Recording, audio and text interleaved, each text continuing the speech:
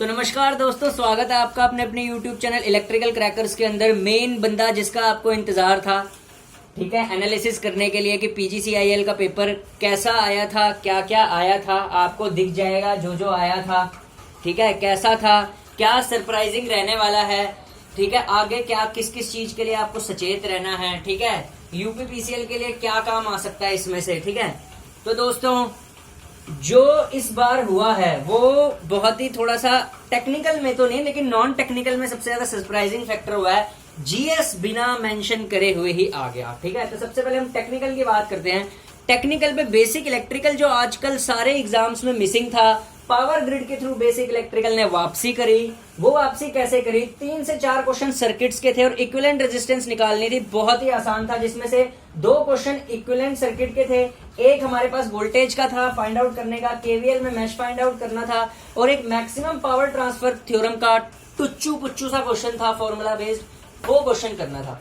उसके बाद फोर्थ जो था हमारे पास, सेलेंट पोल मशीन में जो वेवफॉर्म बनती है वो पूछा गया था। इस तरीके के क्वेश्चन मशीन्स में पूछे गए थे। नॉर्टन इक्विवेलेंट सर्किट से क्वेश्चन पूछे गए थे। लैपलेस ट्रांसफॉर्म से क्वेश्चन पूछा गया था। यूटिलाइजेशन ऑफ इलेक्ट्रिकल एनर्जी से अच्छे खासे क्वेश्चन थे।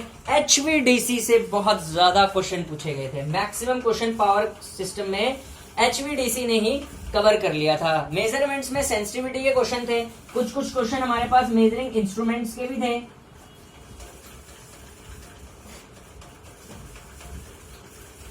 बेसिक इंस्ट्रूमेंट्स के क्वेश्चन थे, DC मशीन के क्वेश्चन थे, सिंक्रोनस मशीन के क्वेश्चन थे। इंडक्शन मोटर पे हमारे पास बेसिक न्यूमेरिकल्स पूछे गए थे। बेसिक न्यूमेरिकल्स पूछे गए थे, जिसमें से यदि किसी लड़के ने बेसिक इलेक्ट्रिकल ढंग से पढ़ी होगी तो वो आराम से टेक्निकल का पेपर काफी अच्छा कर सकता है, क्योंकि बेसिक इलेक्ट्रिकल के क्वेश्चन बहुत ही सिंपल थे, ठीक है। कंसेप्चुअल क्वेश्चन थोड़े बहुत DC जो मशीन्स थे उस पे पूछे गए थे, थ्योरेटिकल सेक्शन में पूछे गए थे। बाकी जो न्यूमेरिकल्स थे वो कर सकते थे आप आराम से, ठीक है। HVDC अगर आपने अच्छे से पढ़ा हुआ है तो पावर सिस्टम टैकल करने में आपको कोई दिक्कत नहीं आएगी। सबसे बढ़िया पेपर टेक्निकल में क्या था? इलेक्ट्रॉनिक्स पोर्शन बहुत कम था इसमें। तो जो पहले जैसे टेक्निकल आया करता था ना, थोड़ा थोड़ा वैसे ही आया है, कंसेप्चुअल बन के आया है, लेकिन जैसे टेक्निकल पहले आया करता था वैसे ही आया है, ठीक है। बस थोड़ा सा घुमा के आया। HVDC आपको अच्छे से पढ़ना था, ठीक है। और मशीन्स से क्वेश्चन पूछा गया था और थोड़ा बहुत मेजरमेंट से लेके इसमें कवर था टेक्निकल सेक्शन में। जो नॉन टेक्निकल सेक्शन था power grid corporation of India limited का, नॉन टेक्निकल सेक्शन में जो सबसे डिफिकल्ट था वो था एप्टीट्यूड। एप्टीट्यूड बहुत ही टफ था, नो डाउट। एप्टीट्यूड सेक्शन में इन्होंने क्या किया? नॉन टेक्निकल में जो एप्टीट्यूड सेक्शन था नॉन टेक्निकल का, इसमें बेसिकली ये जो बैंकिंग लेवल का एप्टीट्यूड आता ना, उस तक पहुंच गया था। सो ये थोड़ा सा डिफिकल्ट था, ठीक है। ये जो हल्ला मचा रहे हैं ना, 140 कट ऑफ जाएगी, 130 कट ऑफ जाएगी, भाई ये एप्टीट्यूड इतना मुश्किल था, डिप्लोमा होल्डर के तो बस का भी नहीं था ये एप्टीट्यूड, ठीक है। मतलब टफ था यार पेपर, ओवरऑल कह रहा हूं मैं। सारे टेक्निकल के हिसाब से कर रहे हैं पेपर, तो दोनों को मिक्स करके जाती है ना कट ऑफ, ठीक है। दूसरा, GS सेक्शन जो था वो बच्चों ने वैसे प्रिपेयर नहीं किया था डेडिकेटेडली प्रिपेयर क्या होता है? मान लो इन्होंने इन PGCIL के जो मास्टर थे, ठीक है ना, जो PGCIL के जिन्होंने पेपर बनाया था मास्टरों ने, उन्होंने GS डाल दी, पर PGCIL के ऑफिशियल सिलेबस में कहीं भी GS मेंशन नहीं है। तो अगर ऑफिशियल सिलेबस में कोई मेंशन होती है ना चीज, तो स्टूडेंट उसको बड़ी ही गंभीरता से पढ़ के जाता है। GS किसी ने भी गंभीरता से पढ़ के नहीं गया था एग्जाम में कोई। क्यों? क्योंकि GS मेंशन ही नहीं थी, सबने इंग्लिश पे फोकस किया था। और 15 क्वेश्चन आए हैं GS के, 15 कम नहीं होते, ठीक है ना। 15 क्वेश्चन GS के आए हुए हैं, ठीक है। टेक्निकल में यदि किसी ने HVDC सही से पढ़ा हुआ है ना, तो वो बंदा जो रहेगा, क्योंकि बाकी सब क्वेश्चन तो सबने सही से ही कर लिए हैं, HVDC अगर किसी ने सही से पढ़ा हुआ है तो वो बंदा एक्सेल करेगा टेक्निकल में बाकी बच्चों के मुकाबले, ठीक है। और नॉन टेक्निकल में एप्टीट्यूड का सेक्शन बहुत ही टफ था, टफ लेवल का था, ठीक है, टफ लेवल का था। अच्छा, आजकल जो ये YouTube के कोचिंग सेंटर नहीं खुल रखे, ये जानबूझ के कहते हैं कि हमारे लड़कों ने तो एप्टीट्यूड धो दिया। अबे भाई, जब एप्टीट्यूड का लेवल ही इतना टफ था तो तुम्हारा भी कैसे धो देगा? तुमने कौन सा इतना कोई वैसा एप्टीट्यूड करा दिया होगा उनको? तो एप्टीट्यूड जो था वो सबके लिए ही टफ था, ठीक है। तो एप्टीट्यूड सबके लिए टफ था। मैं जो बात कहता हूँ ना 100% सही बोलता हूँ, ठीक है। अब किसी ने मेरे को ट्रोल किया था पेपर से पहले कि भाई तूने मॉक टेस्ट की ना बदनामी। मैंने क्या बोला था कि मैं कभी मॉक टेस्ट सोल्व, मैंने क्या बोला था, मेरे को बच्चों ने फिर ट्रोल भी किया था। किसी ने मेरे को कमेंट किया था कि भाई मॉक टेस्ट सॉल्व करना जरूरी है या नहीं। मैं आज ही बोल रहा हूं, मॉक टेस्ट कभी सॉल्व नहीं करना चाहिए। क्यों?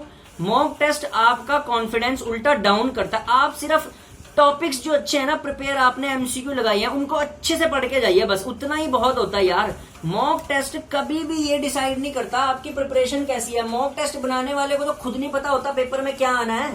मेरे को एक बात बताना, जितने भी बच्चों ने मॉक टेस्ट दिया, मॉक टेस्ट में एप्टीट्यूड के क्वेश्चन कितने बेसिक डाले जाते हैं पता है आपको? आते हैं कभी ऐसे एप्टीट्यूड के क्वेश्चन? में डीडीए का पेपर देने गया था, उसमें भी एप्टीट्यूड का लेवल बहुत हाई था। और मॉक टेस्ट में कैसे दिखाई होते हैं? उल्टे उल्टे से क्वेश्चन। मॉक टेस्ट में एचवीडीसी के क्वेश्चन डाले थे? नहीं डाले थे ना। लेकिन मॉक टेस्ट एचवीडीसी के क्वेश्चन आजकल आ रहे हैं। क्यों आ रहे हैं? बिकॉज यार पावर ग्रिड काम ही एचवीडीसी पे कर रहा है आजकल, ठीक है ना। ट्रांसमिशन कंपनी है ये, ग्रोइंग ट्रांसमिशन कंपनी, तो उसने डाल दिया एचवीडीसी पे क्वेश्चन, ठीक है। अब मॉक टेस्ट वालों ने डाले क्या तुमने इतने सारों ने मॉक टेस्ट लगाए, उसमें एचवीडीसी के क्वेश्चन थे। ये टेक्स्ट बुक के जो मॉक टेस्ट लगाते हो ना, सारे पुराने क्वेश्चन डाले होते, घुमा फिरा के, कुछ नहीं आता उनमें से, ठीक है। तो मॉक टेस्ट जो होता है उसको लगाने की कोई जरूरत नहीं होती, क्योंकि मॉक टेस्ट उल्टा आपका कॉन्फिडेंस लेवल डाउन कर देता है। क्यों? पेपर में आनी होती है चीज कैसी, और मॉक टेस्ट में अगर आपके कम नंबर आते हैं तो आप सोचते हो यार मैं तो एग्जाम सेंटर में कर नहीं पाऊंगा, तो पेपर आ जाता है आसान। और मॉक टेस्ट में डिफिकल्ट क्वेश्चन होता है, पेपर आ जाता है अजीब सा, ठीक है। तो मॉक टेस्ट को तो मैं कभी हिदायत ही नहीं देता। क्यों नहीं देता? मॉक टेस्ट उसको लगाने की जरूरत ही नहीं है जिसको अपनी बुक्स पे कॉन्फिडेंस है। आप अपनी बुक्स पढ़िए, यूथ की किताब पढ़िए, जेबी गुप्ता की किताब पढ़िए। जेबी गुप्ता में एचवीडीसी दिया हुआ है, जिसने लगाया होगा ना एचवीडीसी, वहां से उसके कोई आराम से कर सकता है वो एचवीडीसी के क्वेश्चन, ठीक है। एवं ही हल्ला मचाया हुआ एचवीडीसी के, वैसे आगे ऐसे आगे, ऐसे तैसे कुछ नहीं है। एचवीडीसी सिलेबस का पार्ट है। यूपी पीसीएल भी इसके 1 से 2 क्वेश्चन पूछता है, ठीक है। तो एचवीडीसी पढ़ के जाना है, ठीक है। और क्या बोलते हैं हाँ, अब क्या हो गया है, एक चीज आपने बड़ी ध्यान से करनी है, एक चीज आपने बड़ी ध्यान रखनी है। आपने एक तो कोई मॉक टेस्ट फॉलो नहीं करना, ठीक है। किसी भी जेई एग्जाम का कोई ऑफिशियल सिलेबस आपने फॉलो नहीं करना। आपने सब कुछ पढ़ के जाना है। सब कुछ पढ़ने का मतलब क्या है? अगर किसी जेई एग्जाम में जीके मेंशन नहीं है ना, ये सबक मिला है आज के बाद। पावर ग्रिड ने भी देखो धोखा दिया है, क्योंकि कंपटीशन ज्यादा है। अभी ये क्या कर रहे हैं, कुछ भी डाल दे रहे हैं। तो मेरे हिसाब से अगर हम अपनी खोपड़ी के अंदर एक बात घुसा ले इस एग्जाम को देने के बाद, कि हम जो है वो सब कुछ पढ़ के जाएं। सब कुछ का मतलब, अगर किसी जेई एग्जाम में जीके मेंशन नहीं है तब भी आप जीके और करंट अफेयर पढ़ के जाइए। अगर जीके नहीं पढ़ के जा रहे हैं, एटलीस्ट करंट अफेयर तो पढ़ ही जाइए, ताकि आप सेफ साइड पे रहें। दूसरा, मॉक टेस्ट आपने किसी का नहीं देना, ये पैसे बर्बाद करने की चीजें होती हैं।